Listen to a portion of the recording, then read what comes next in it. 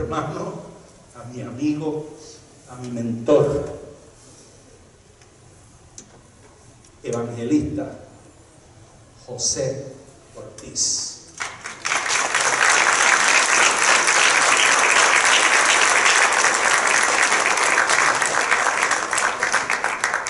Dios bendiga a todos en esta bella tarde. Toda la honra, como cantábamos ahorita, la alabanza, la penitencia, el loor y la magnificencia sean para aquel que murió en la cruz del Calvario, resucitó al tercer día, está sentado a la diestra de Dios el Padre y vuelve por la iglesia a la novia del Cordero. Me acompaña mi esposa, porque se pie, mire la congregación.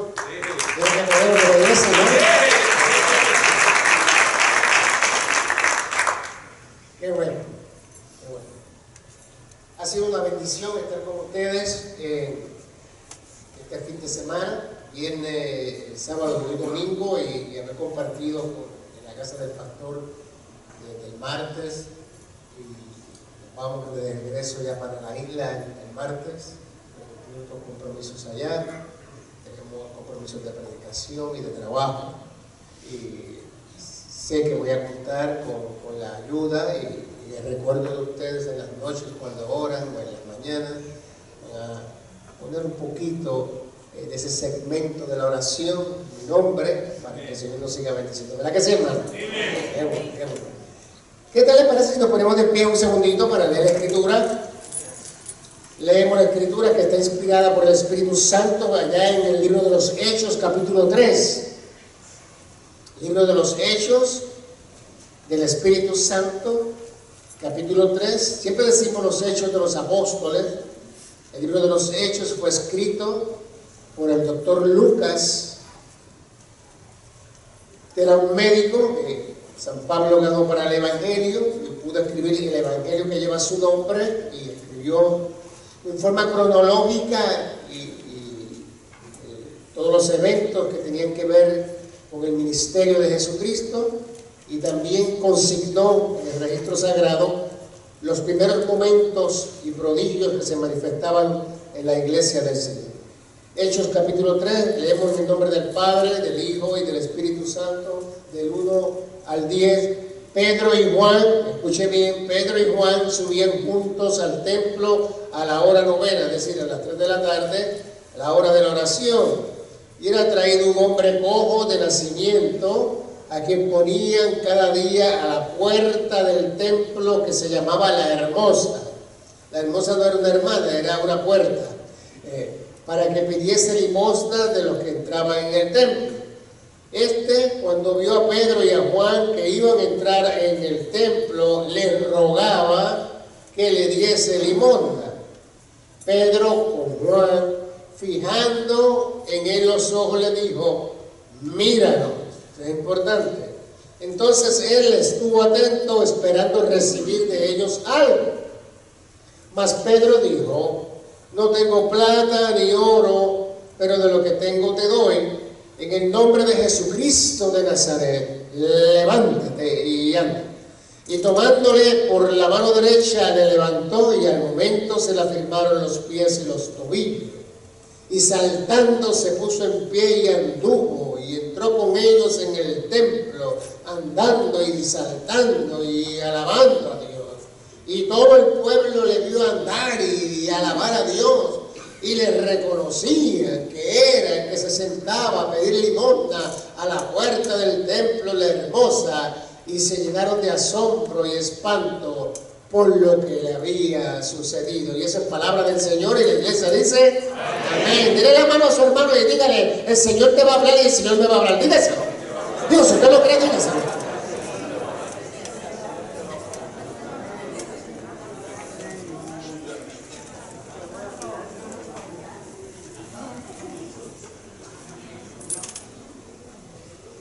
Puede sentarse, hermano.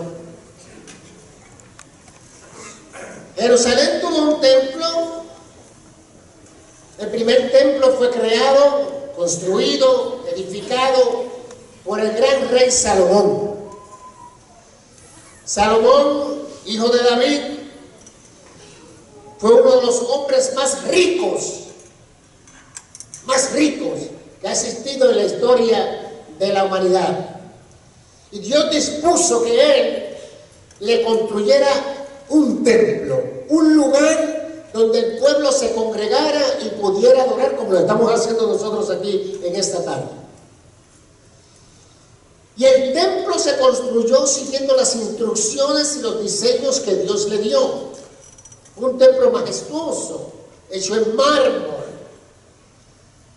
Gran parte de sus paredes, por dentro y por fuera, estaban cubiertas de cedro del Líbano, una de las maderas más preciosas y más caras que aún persisten en nuestro día. De hecho, cuando usted ve la bandera de la República del Líbano, déjeme decirle, es el único país de mayoría cristiano del Medio Oriente. Los cristianos maronitas son mayoría en el Líbano. Son más que los musulmanes. Es el único, el Líbano. Y la bandera del Líbano, en el centro, usted va a ver allí pintado preciosamente un extraordinario cedro del Líbano, cubierto por cedro del Líbano, y sobre ese cedro del Líbano por dentro estaba cubierto y revestido de oro puro. Ese templo por dentro tenía dos divisiones fundamentales. La más interna, donde solamente, como les dije la vez pasada, podía entrar el sumo sacerdote una vez al año para ofrecer los sacrificios de expiación por todo el pecado del pueblo durante un año, en el lugar santísimo. Más acá estaba el lugar santo, donde los sacerdotes oficiaban diariamente, mes tras mes y año tras año, el culto de la oración y de la adoración al Señor. A la parte de afuera estaba el atrio, de ese hablaremos un poquito más ahorita. Ese templo fue destruido en el año 586 por el gran rey de Babilonia, llamado Nabucodonosor II. Luego que el pueblo fue llevado cautivo a Babilonia, y el pueblo cayó bajo la protección en parte de los gobernantes persas, Ciro, el persa, le dio gracia, le dio favor por aquel pueblo tan oprimido y permitió que regresaran a Jerusalén. Hubo un primer regreso y un segundo regreso dirigido por Esdras, por Nehemías y por Zorobabel. Y entonces ellos comenzaron a reconstruir aquel templo cuyas paredes habían sido destruidas y sus puertas quemadas por el fuego. Y aquel templo reconstruido era bonito y era agradable para adorar, pero jamás alcanzaba la magnificencia de aquel primer templo de Salomón. Luego entonces, pasado el tiempo, cuando Palestina cae bajo el dominio de los romanos, aparece un personaje siniestro y diabólico llamado Herodes. ¿Se acuerdan de Herodes? Las hermanas que estén embarazadas aquí tienen un buen nombre para ponerle al nene ese varón, Herodes. Era terrible. Y Herodes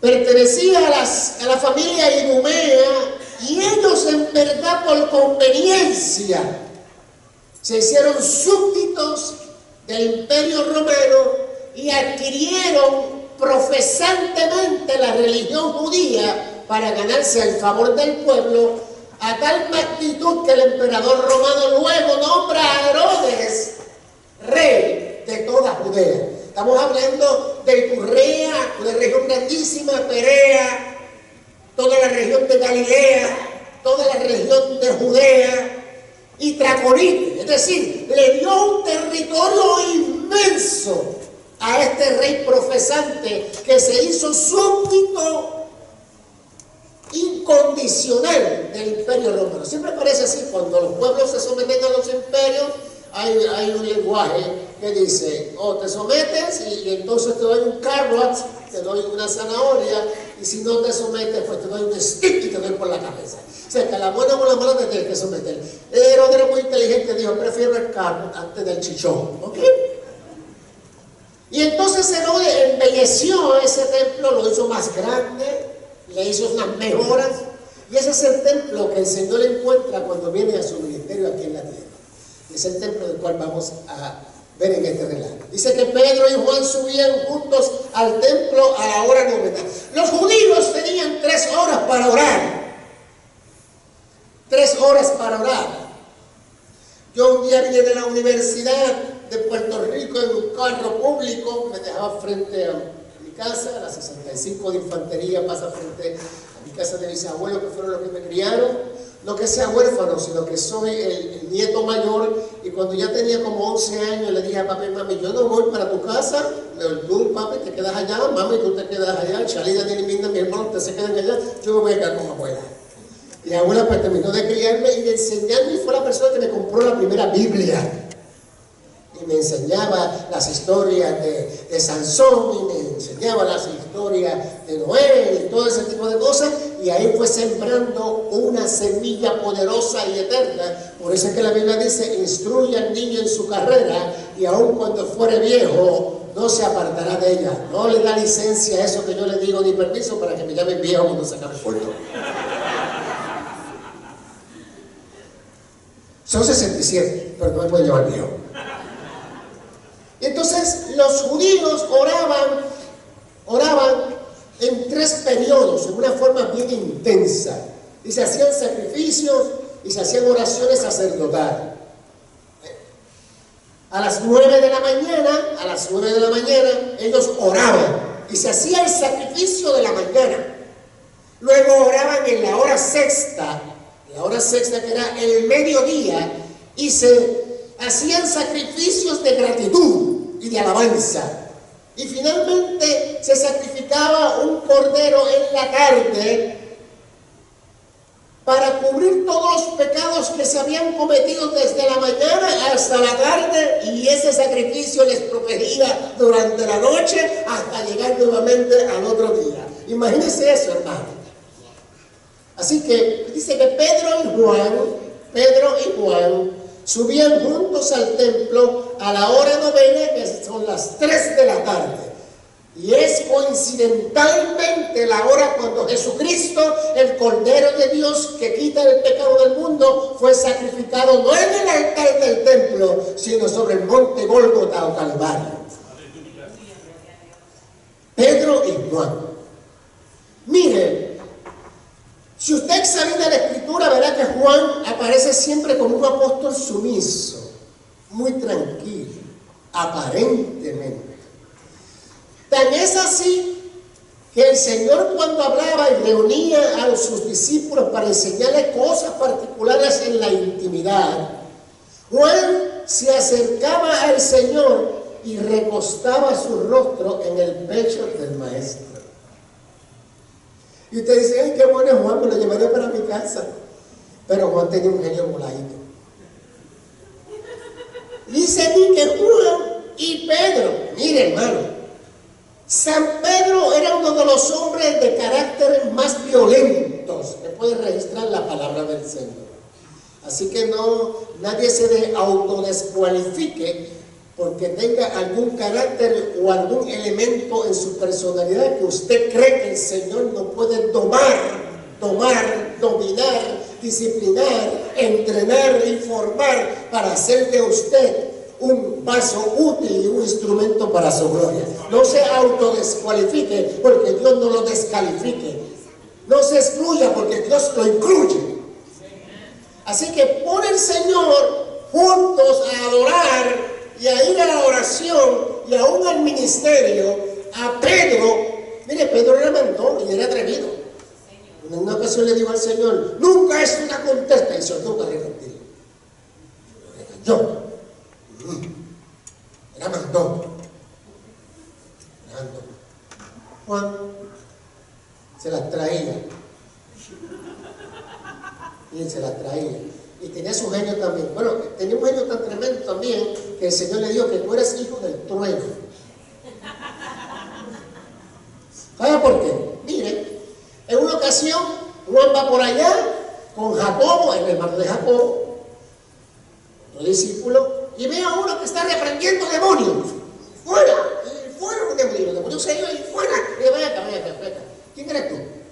reprendiendo demonios. Lo único que podemos reprender demonios aquí en Palestina somos nosotros que andamos con Jesucristo. Para afuera, deja de hacer eso. Prohibido. Y por eso le dije al Señor, ay Señor, si tú supieras lo que sucedió, ¿qué pasó? Había uno por allá metido, reprendiendo demonios, echando demonios para afuera, y ellos no están en nuestro club. Él no es parte de nuestro club. Esto es de nosotros, porque esta autoridad nos la diste tú a nosotros. Cállate la boca, muchachos, tú no sabes lo que dice. Porque el que no está en contra de mí, está a favor mío. Que Dios irán celosos también, eran terribles. ¿Sí? En una ocasión el Señor le dice, vayan a esa aldea que está ahí, que es de samaritano, y vayan a comprar las cosas para celebrar la Pascua. Ay, sí, Señor, vamos para allá. Jacobo y Juan.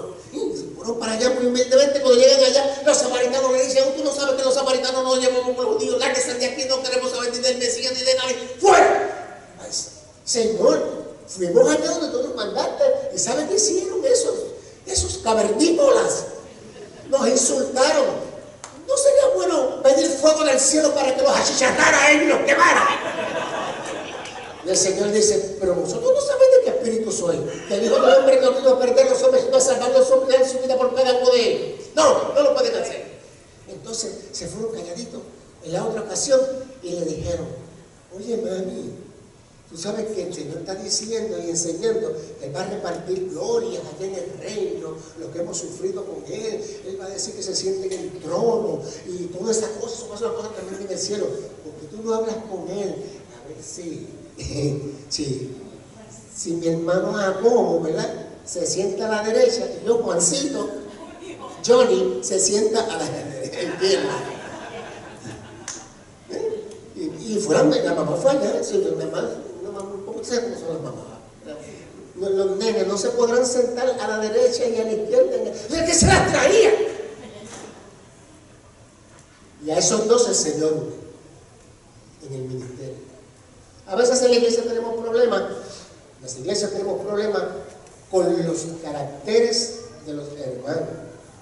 Y a veces Dios llama a un ministerio en la iglesia a una persona que es de una manera y otro que es de otra. Y uno como que no le encaja la cosa. Y comenzamos a rozar y comenzamos a decir, comenzamos, ¿verdad?, a incomodarlo. Pero es que Dios es así, como canta un himno el hermano Enrique. Dios es así. Y Dios lo que quiere es exacerbar y sacar dentro de nosotros dones tremendos como son la paciencia, la tolerancia, la misericordia, el amor, la amistad, la coinonía, el abrazo, la restauración.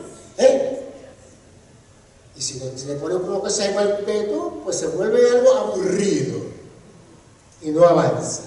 Pedro y Juan subían juntos a la hora novena, que era la de la oración. Eran apóstoles, esos sí que son apóstoles. Y debe decirle algo, no está aquí, pero debe decirle algo. Apóstoles solamente fueron. Repeat after me. Fueron los apóstoles que el Señor escogió personalmente, y aquel apóstol que fue seleccionado por el Espíritu Santo para sustituir a Judas. Y tenían que cumplir todos un requisito fundamental que está en la Biblia. Todos tenían que haber sido participantes del ministerio conjuntamente con Jesucristo. Bien, Pedro y Juan a la hora novena subieron a la oración. ¿Qué pasaba? Que era traído un hombre cojo de nacimiento. Cojo de nacimiento. Miren, vamos a arreglar algo aquí. En la traducción original, la palabra que se utiliza en el griego koiné para cojo es cholos. Cholos significa paralítico de ambos pies, porque un cojo, uno que camina así. Y se puede llegar hasta la luna caminando así. Pero este era cholos, este era paralítico. También se utiliza una discreción que es tullido de ambos pies. Lo traían.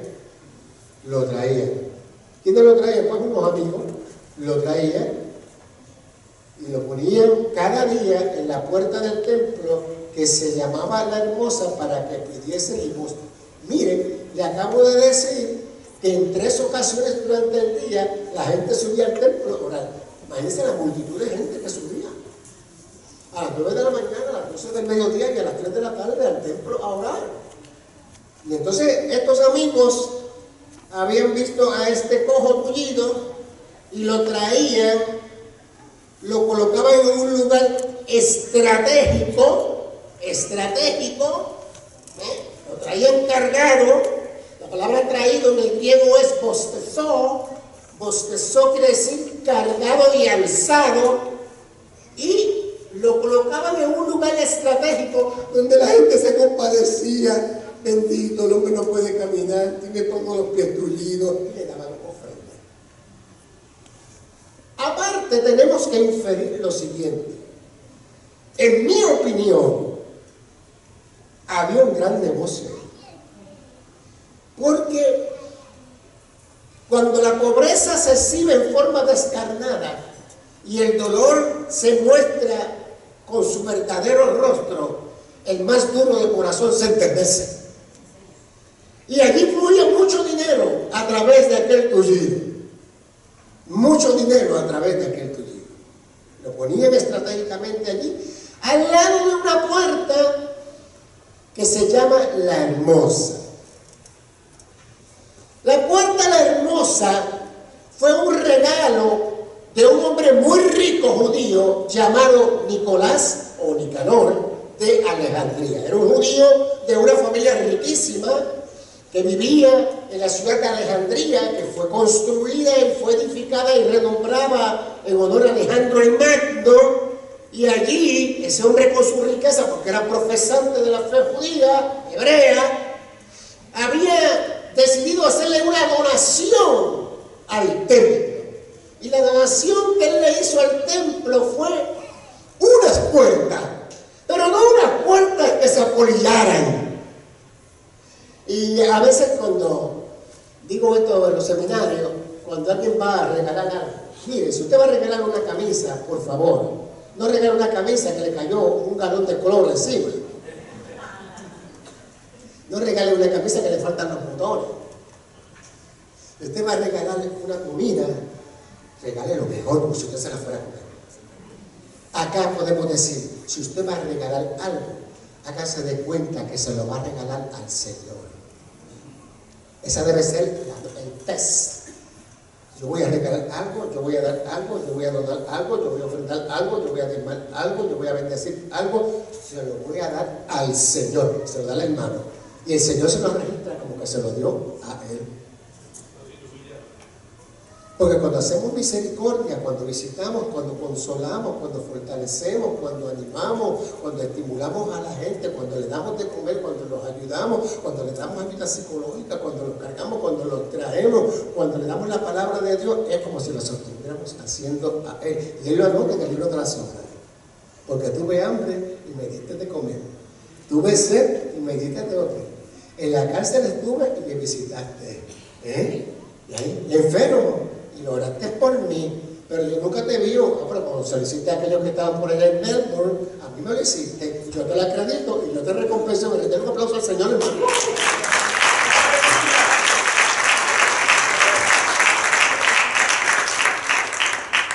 Y ese Nicolás, mire qué puerta mandó a hacer. Mandó a hacer unas puertas en bronce de Corintio.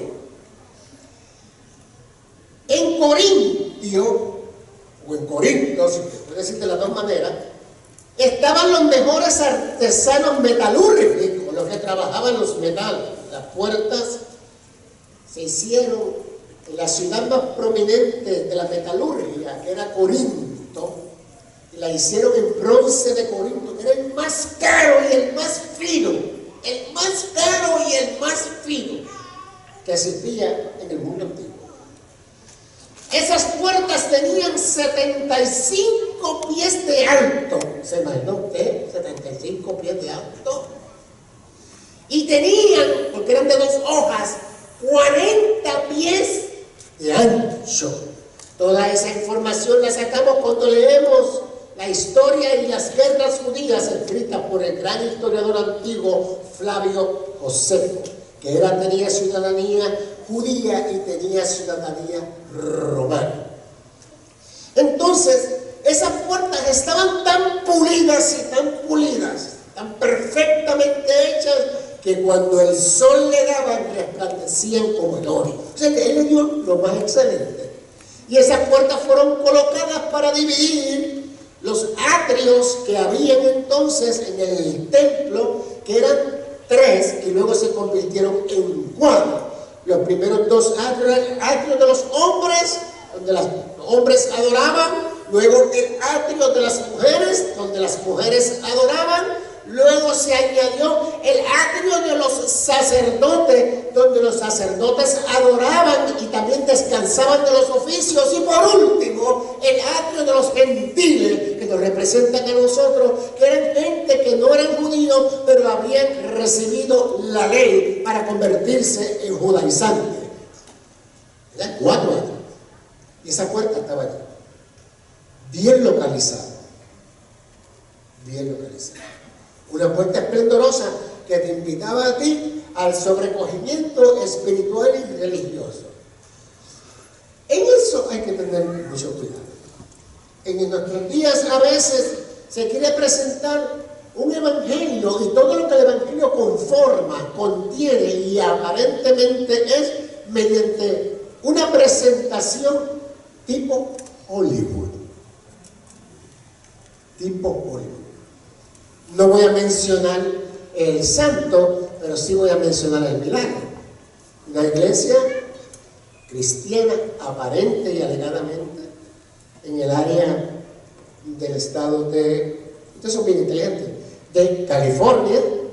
Y yo miraba la programación en forma curiosa por mucho tiempo, y yo veía como, por ejemplo, cuando la congregación cantaba, había una fuente en el medio, y según era lindo, la fuente una subía y otra bajaba, una subía y otra bajaba, una cosa espectacular. Y cuando llegaba el tiempo de la Navidad, aquellos dramas de Navidad, aquellos eran mucho más allá de lo excelente que podía presentar Hollywood. Y yo pensaba, bueno, ¿y el costo de eso? ¿Y el costo de ese templo? No le puedo dar detalles porque me lo van a sacar el santo. ¿Saben que esa congregación terminó en quiebra?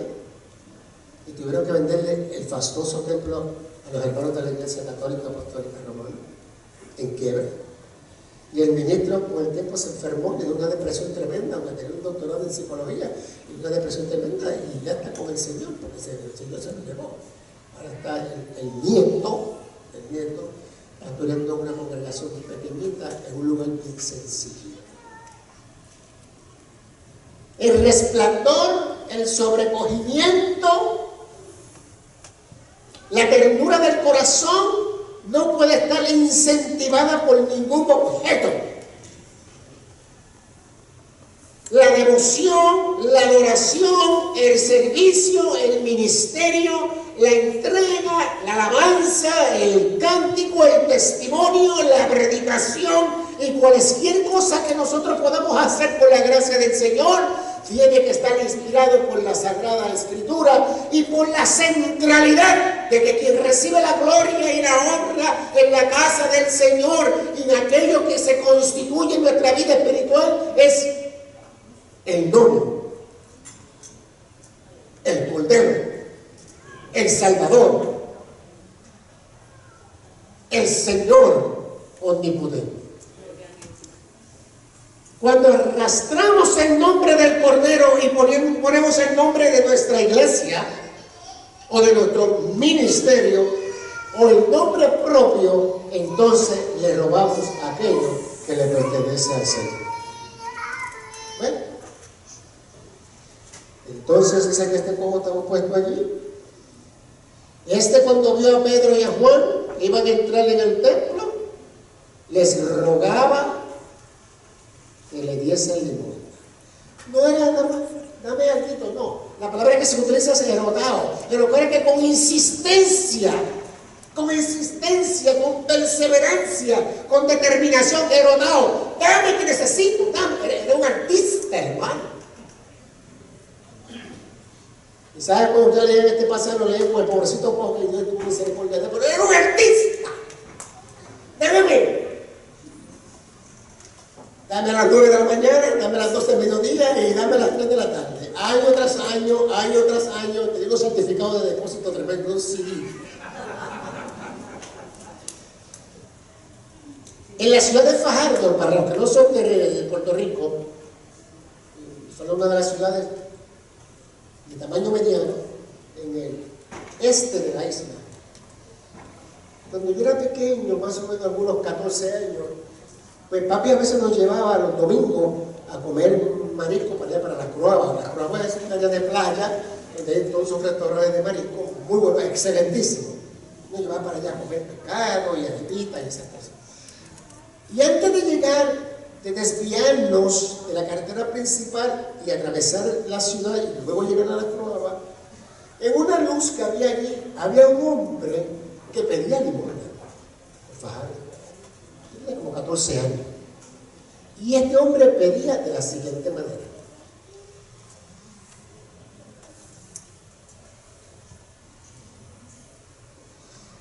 él iba a la luz donde estaban todos los carros detenidos y usted lo veía y yo decía, yo me acuerdo que yo le decía, papi, eso me tiene que doler mucho la espalda. Y papi me decía, no, yo no sé cómo, me tiene que doler mucho la espalda, pobre hombre.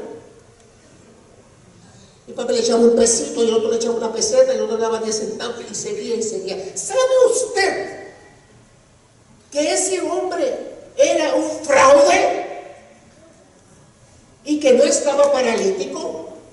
Y que cuando murió dejó en el banco en certificados de ahorro $7 millones.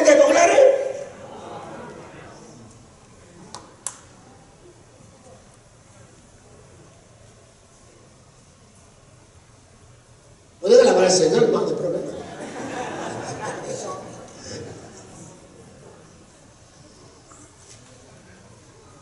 Entonces, luego de ese ruego a Pedro y a Juan, Pedro con Juan, fijando en él los ojos. La palabra fijando en el griego es atenizo.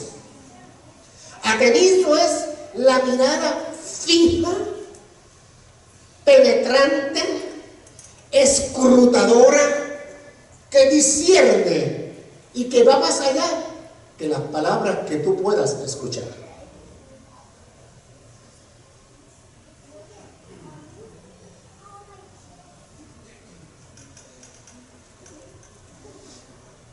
Pío de Pietrelcina es un santo de la Iglesia Católica. Hay muchos santos de la Iglesia Católica que son fraudes, pero Pío de Pietrelcina era un hombre lleno del poder del Espíritu Santo. Y Dios lo usaba con dones proféticos de discernimiento y de sanidad milagrosa increíble, pero muy humilde.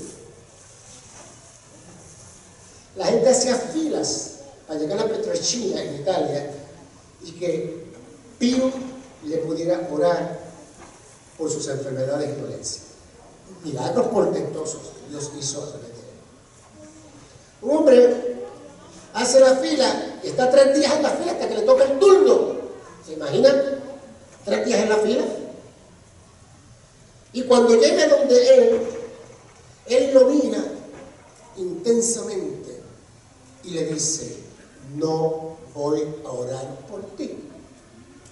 Vete y pídele perdón a tu esposa porque la ofendiste y le faltaste poco antes de salir para aquí.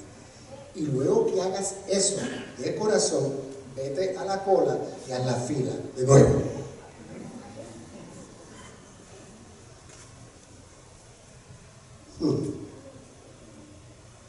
Míranos. Los destellos que presenta el mundo, las ofertas que presenta el reino de las tinieblas son extraordinarios. El mundo con su música y con sus colores y con sus verborrea y con su filosofía y con sus entendimientos trata de conquistar la mente y el corazón de la humanidad. De hecho, la Biblia dice que el príncipe de la potestad del aire, que es Satanás, Lucifer, enemigo de Dios, de la iglesia y de la humanidad, tiene engendros y demonios que son seductivos. ¿Usted sabe lo que quiere decir seducción? Seducción es, voy a utilizar a mi esposa. Venga para acá para dirla, porque esto es una dinámica. Así que mi esposa está aquí. Pero para los fines del ejemplo, ella no es mi esposa. Yo le dije a ella que ella no me quería, ¿verdad? De novio. Y entonces yo empecé a tratar de ver cómo yo la podía seducir en el lenguaje exacto y correcto de la palabra. Y le tiraba una guiñadita y ella me cambiaba la cara, mira para allá. Pero yo no me rendía, porque yo soy Ortiz Rodríguez. Yo me río, es fácil. Y entonces le llevaba un regalito. Ah, pero como yo sé que a ella le gustaba lo que yo le iba a regalar. Ellos son 14 hermanos. Y todas las hermanas de ella, yo las tenía en el bolsillo. Y más importante, tenía a la jefa, tenía a la suegra en el otro bolsillo. Y yo le decía, oye, linda cumpleaños, ¿qué le gustaría a ella? Pues yo creo que a ella le gustaría tal cosa. Y yo le enviaba un regalito con la hermana que era más afín a mí. Ahí te envió yo. Y yo, una furia, pero después lo abrí y lo usaba, poco a poco. Entonces, hay que mirar. Hay que saber qué miramos. Hay que saber qué vemos espiritualmente. Hay que aprender cómo miramos a la gente. ¿Qué vemos en la gente? ¿Qué potencial hay en la gente? ¿Se imagina usted Jesús cuando escoge a sus discípulos? No fue al palacio real a buscar sus discípulos. Tampoco fue al Sanedrín, allí donde estaban los exégetas de la ley y del Talmud, que era una compilación de los escritos y de los comentarios de la Torá, la ley. La ley la integra el Pentateuco, los 5 libros escritos por Moisés y los escritos de los profetas. No. Jesús se fue a Galilea. Galilea era la chusma. La gente que tenía dinero, que tenía alcurnia, que tenía profesión, que tenía título, que tenía religión, que hablaba muy fino, con corrección, con exactitud, que se sabía conducir, que sabía introducirse, que sabía salir. Esa gente vivía en Judea. Pero el Señor se fue a Galilea, la tierra de los pescadores. La tierra de los pescadores y de las mujeres de vida airada. Y allí el Señor escogió a sus discípulos.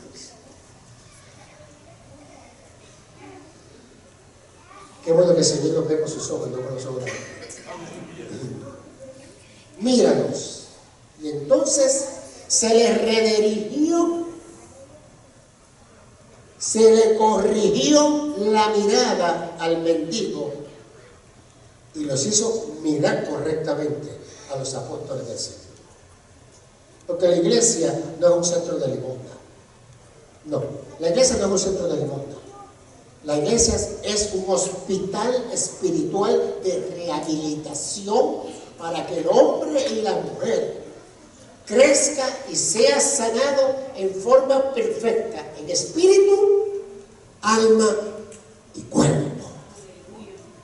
Porque para poder ser utilizados por el Señor, Dios tiene que sanar el espíritu que está torcido e inclinado hacia las tinieblas, el alma con su intelecto, con sus emociones y con su voluntad que está descarriada, y el cuerpo para que, siendo la parte exterior que representa lo que está adentro, ese cuerpo, espíritu, alma y cuerpo sea guardado irreprensible, como dice Pablo a los Tesalonicenses, hasta la venida del Hijo de Dios.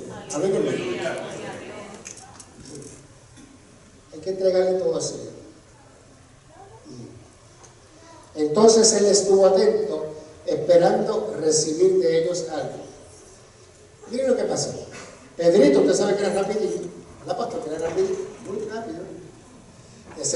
Desenfundaba la pistola rápido de la baqueta. Pedro le dijo: mira, yo no tengo plata ni oro, pero de lo que tengo te doy. En el nombre de Jesús de Nazaret, levántate y anda. ¿Sabe, hermano? Un hombre muy pobre decidió tomarse un riesgo. Y él quería ir a ver al Papa. Llegó a Roma, llevaba una carta en su mano del sacerdote de su parroquia, le dijo, eso va a ser bien difícil, muy difícil. Pero yo te voy a dar esta carta, tú se la vas a dar al obispo que hay allí, que es amigo mío, tal vez se te consiga una cita con el Santo Padre. Le dio la carta y él, con los poquitos ahorros que tenía, un hombre creyente, fiel, sencillo, fue donde el obispo, al cual había sido referido, y dijo, ¿qué usted cree, señor obispo?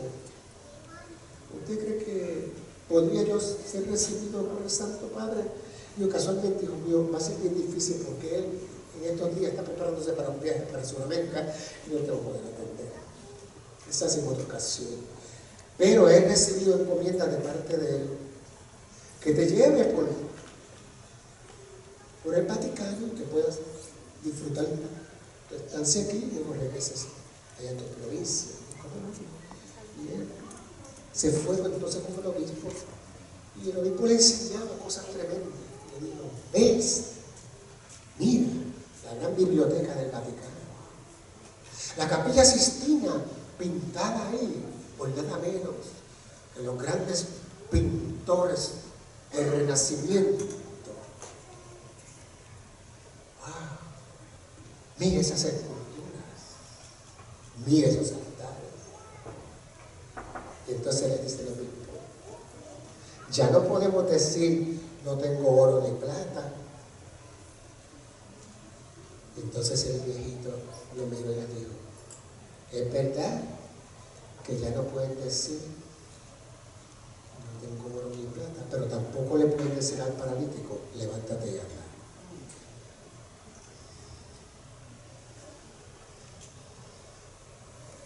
Es necesario el culto, es necesaria la adoración, es necesaria la consagración, es necesaria la disciplina, es necesario el compromiso, es necesaria la vida de fe, pero es necesaria la manifestación del Espíritu Santo en medio de la iglesia del Señor. La iglesia del Señor, sin la manifestación, sin la presencia, sin la administración del Espíritu Santo, es una pieza de museo. Alguien aquí me muestra el Señor que en su riñón izquierdo tiene unas piedras y un tumor y está sintiendo dolor y tiene cita o ha sido visto por urólogo. El Señor te dice, en esta hora yo te voy a sanar.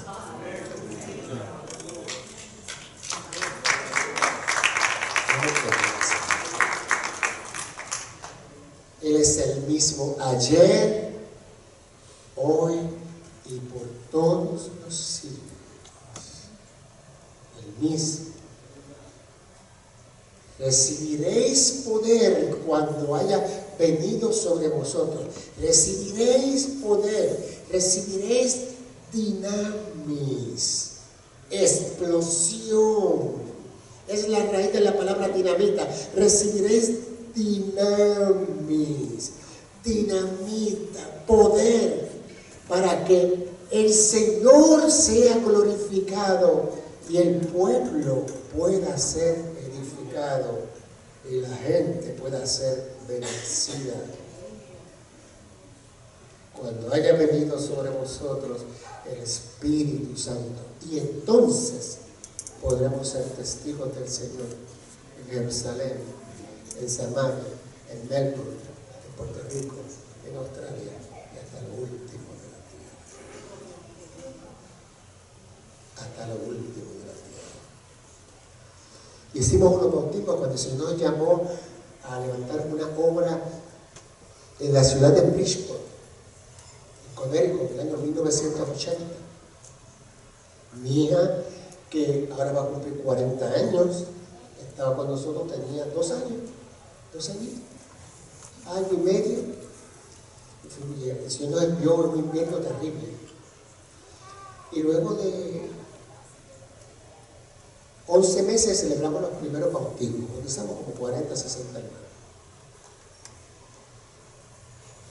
Nos prestaron un templo, los hermanos bautistas alemanes, que se encuentra en East Main Street y North Avenue, en Bridgeport, Connecticut. Nos prestaron, hermanos muy buenos, muy generosos, un buen bautistero, una boca calientita. Nuestros pastores que nos daban cobertura de Puerto Rico vinieron y se celebraron los bautismos.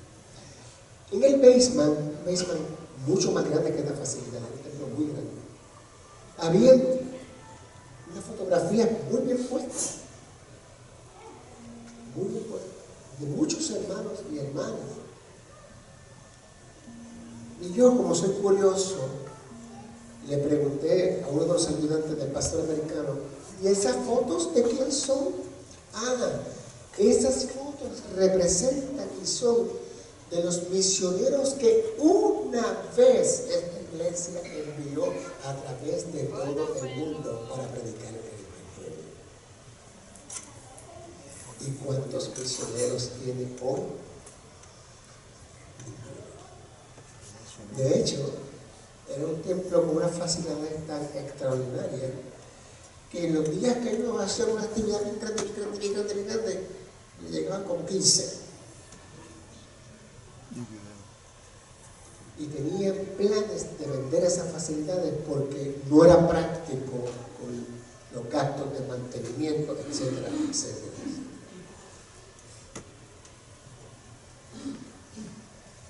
Y me seréis testigos. Y me seréis testigos. El Señor le dice a usted que usted ha llorado muchísimo y ha sufrido muchísimo.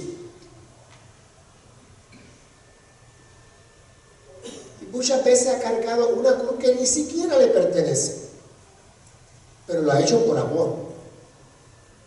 Pero le dice el Señor en esta hora a usted: yo soy tu consolador. Y tú nunca has estado sola, pues yo te he sostenido de mi mano. Así te dice el Señor. Gloria al nombre del Señor. Gloria al nombre del Señor. Somos la sal de la tierra, usted y yo, y somos la luz del mundo. Si la luz se apaga, el mundo se servirá en tinieblas. Pero tenemos una garantía de que el Señor nos dijo y te dice: tú eres mi iglesia. Tú eres mi iglesia. Y las puertas del infierno no podrán prevalecer sobre la iglesia del Señor. La iglesia está fundamentada sobre la roca inconmovible de los siglos. No importa las decisiones del Tribunal Supremo de los Estados Unidos, que van a venir algunas en contra de la iglesia. No importa las legislaciones federales para cortarle el ámbito de trabajo y de administración de la iglesia, que hay legislación presentada en el Congreso que no ha sido aprobada todavía. El Señor dice: esta es mi iglesia y las puertas del infierno no prevalecerán contra ella, porque el cielo y la tierra podrán pasar, pero las palabras que yo le he dado a mi iglesia permanecen para siempre.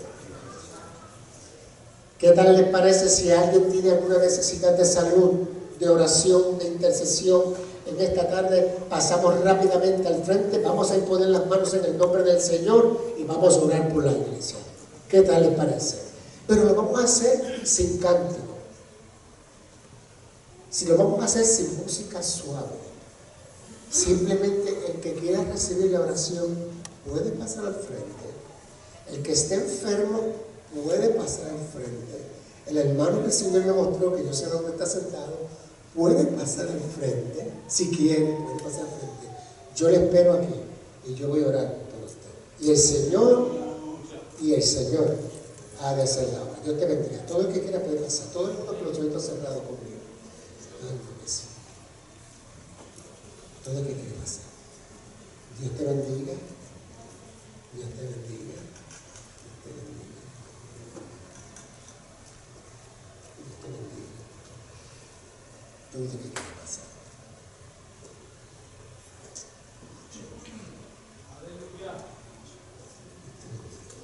Dios te bendiga.